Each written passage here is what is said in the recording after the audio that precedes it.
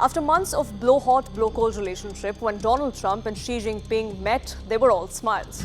An acknowledgement of frost in the ties by the Chinese president and a push to move forward from the president of the United States. A 2-hour-long closed-door meeting ended with a lot of headlines, but the most consequential breakthrough came in the form of rare earths deal. The primary agreement of this deal is that China will keep its rare earths exports flowing. President Trump has clinched a 1-year extendable deal with Xi Jinping, which appears to be a temporary suspension of China's export curbs rather than a full elimination of controls. The details of how rare earths will be supplied, at what volumes, at what prices, what the terms will be like, they are yet to be made public. But China did enter this meeting with a leverage due to these 17 rare earth minerals.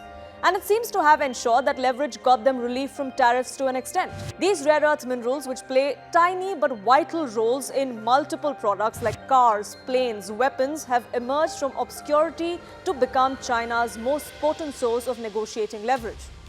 Export restrictions introduced by Beijing in April this year allowed them to cut off foreign customers dependent on Chinese supply.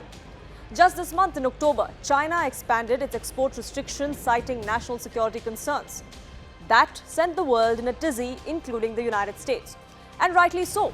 China accounts for nearly 50% of rare earths and 92% of processing, a near monopoly. Rare earth metals are essential in everything, from semiconductors to electric cars to fighter jets and submarines. But the cost and environmental degradation of mining and processing rare earths has made it challenging for other countries to gain a foothold.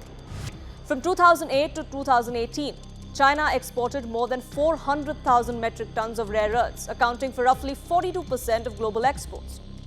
The United States relies on China for about 70% of its rare earth exports, and in 2017, that number climbed as high as 78%. Beijing weaponized exactly that in trade negotiations with Donald Trump.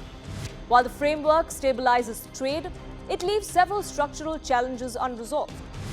China still decides which companies can export and to whom. Any political or military tension can trigger renewed delays or rejections. Chinese exporters are now required to document how and where their minerals will be used. If Washington expands defense production, that could further lead to screening and potential slowdowns in supply chains. So this deal does prove certain stability for that supply chain in the short term, but it's not a long-term guarantee. Much depends on what happens after this 1-year term, whether new controls are introduced and how both sides will follow through. For companies and investors in rare earths, there is definitely some respite. Risk in the near term is reduced, but the risk of renewed tension remains between the two countries. Both Donald Trump and Xi Jinping celebrated this momentary de-escalation, but the competitive dynamics between the two will continue. So then, can the United States move beyond this dependence on China? Even if the US and allies mine more earth minerals, they still will need processing capacity. Building that infrastructure requires years. It requires specialized technology and environmentally sensitive operations. Japan and Australia have launched the Mineral Security Partnership with the United States. Can India follow suit? Well, sitting on a sizable monazite deposits and strong manufacturing ambitions, India does stand to gain from the global push to diversify these supply chains. If China's exports to the United States stabilize under this framework agreement, global market pressures may ease, which could eventually give India time to build its domestic capacity.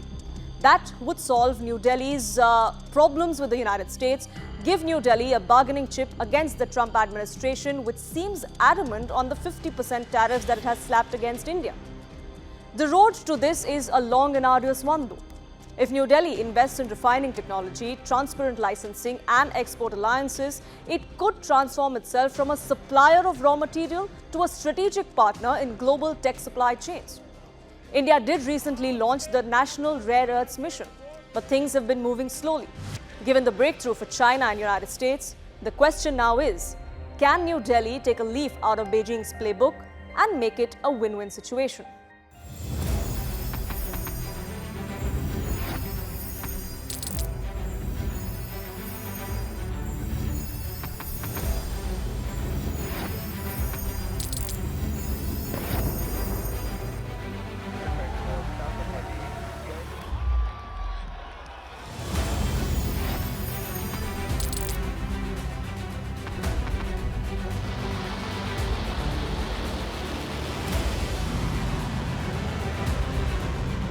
fighting so long and so hard that they don't know what the they're doing.